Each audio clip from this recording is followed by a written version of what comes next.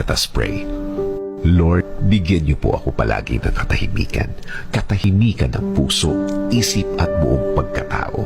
Sa pananahimik kong ito, hindi po ako malakas. Inaamin ko po sa inyo, Panginoon. Ako po ay naghihina at alam ko po na kayo ang dapat kong kapitan. Alam kong kayo ang dapat kong paniwalaan na ang lahat ay magiging okay, ang lahat ay magiging maayos, ang lahat ay magiging tahimik. Kakapit pa rin ako sa inyong magandang plano.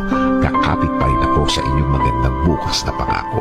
Alam kong ang lahat ng oras na may problema ay mabilis na lilipas, mabilis na mawawala. Alam ko din, Lord, na hindi ibig sabihin na wala akong nakikitang nangyayari ay walang nangyayari.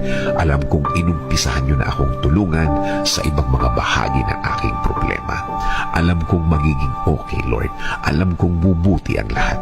Alam kong makukuha ko ang plano niyo sa akin. I-guide niyo po ako at ituro mo sa akin, Lord, ang tama at tahimik na paraan. In Jesus' name we pray. Amen.